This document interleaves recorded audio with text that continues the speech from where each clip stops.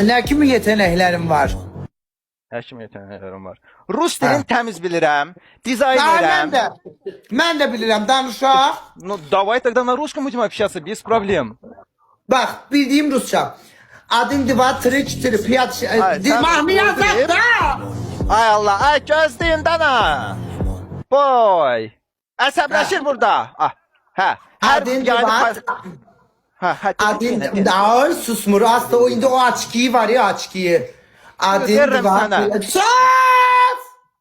Один, два, три, четыре, пять, шесть, семь, восемь, девять, десять, 11, 12, 16, 13, 17, sonra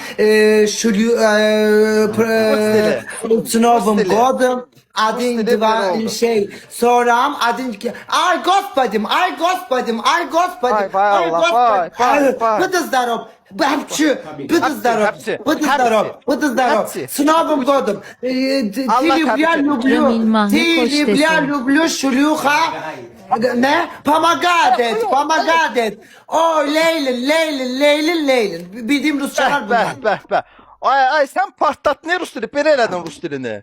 Aha, çok teşekkür ederim. Böyle Çok de teşekkür var. ederim. Neyse Erdem, Ramil, aç gibi senden hoş yaladım oldun. yuttum. Aç gibi yaladım yuttum, dik Sağ tuttum. ol, ay, ömrüm. sağ ol.